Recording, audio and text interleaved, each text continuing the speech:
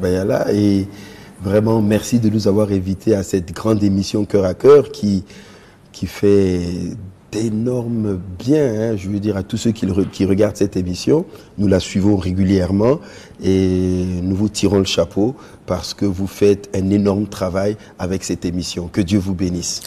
Madame Flora Yamiogo, bonjour, bienvenue. Bonjour, merci, que Dieu vous bénisse. Que de vous retrouver à Cœur aujourd'hui. Je pense que c'est une occasion qui vous permettra ou qui permettra aux téléspectateurs de vous connaître davantage. Bien sûr, nous sommes On ravis. voit aux côtés de l'homme de Dieu, maintenant on vous découvrira davantage. Amen.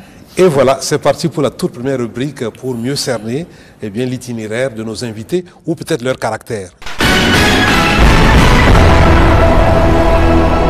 Nos invités, tels qu'en eux-mêmes, brièvement, en une minute, chacun va se présenter et puis donc on entrera plus profondément dans le vif du sujet. Alors, qui êtes-vous, Monsieur Yamiogo? Honneur aux dames. Je veux bien.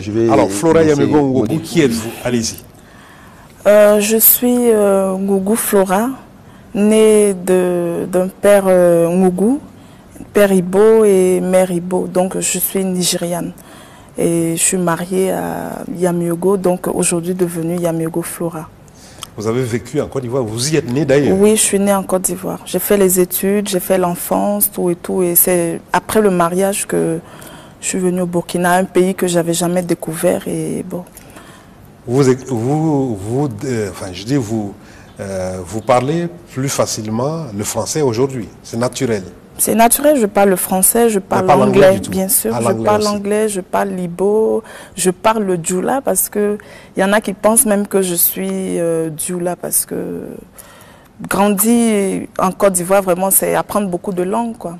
Aller jusqu'à 5-10 ans peut-être. Oui, on va essayer de faire court. Moi, en fait, quand je me suis retrouvé en Europe, toujours je ne connaissais pas le Seigneur. Hein. J'étais dans ma foi catholique. Et tout, j'ai eu un grave accident en 88 en Italie. Et j'ai failli perdre la jambe, la vie d'abord, parce qu'une voiture m'a percuté à près de 120 km/h, alors que je voulais changer la roue de ma voiture.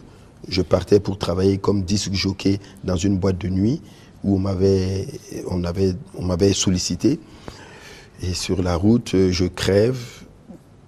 J'étais avec une de mes copines italiennes, donc...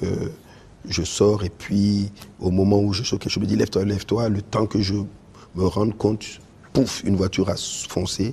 Je me suis retrouvé avec 5 fractures à la jambe. Là, on m'a soigné pendant près d'1 an. Et c'est là que j'ai des séquelles un peu à la jambe. Quand je marche, pour ceux qui ont le coup d'œil, ils voient que je traîne un peu la jambe. D'autres pensent peut-être que c'est le style hip-hop qui me fait marcher comme ça, alors que c'est plutôt l'accident. Et je me suis retrouvé à Paris. À Paris, j'ai fait 1 an de soins.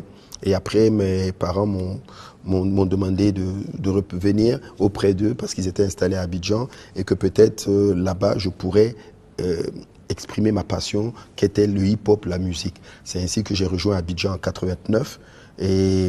Et là, je me suis attaché avec un homme des médias qui était très fort aussi, qui a marqué son époque, c'est le Yves Zobo Junior.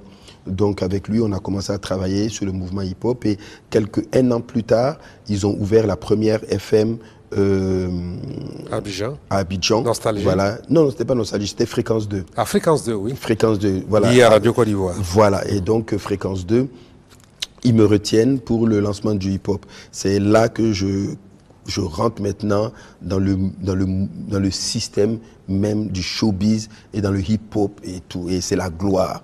Vraiment, j'atteins des sommets fulgurants là-bas dans ce pays. Peu de gens savaient que j'étais burkinabé. Beaucoup de gens me prenaient pour un Ivoirien venant des États-Unis. Dans leur style, ils m'ont adopté. Et 10 ans après, je suis tombé malade d'un cancer. Et c'est là que... Vous en êtes guéri aujourd'hui? Jésus a fait le miracle. Oui. Amen, amen. Jésus a fait le miracle. Donc, de là, mais quand cela est arrivé, entre l'accident et le cancer, je n'ai pas encore perçu l'appel même de Dieu.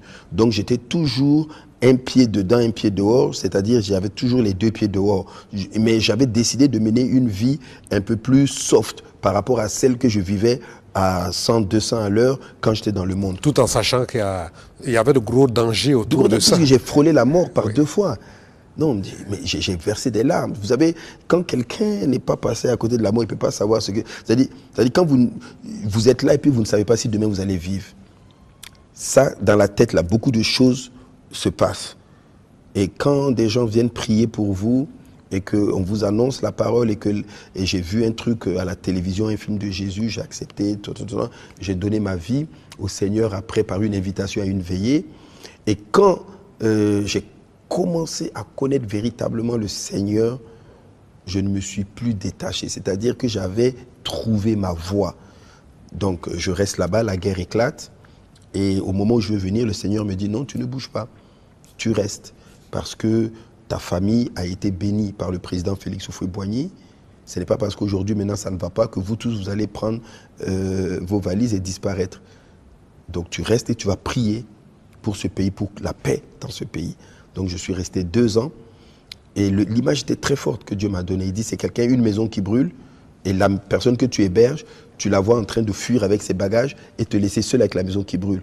Tu penses que si elle revient après te demander sa chambre de passage, tu vas la lui donner? Non.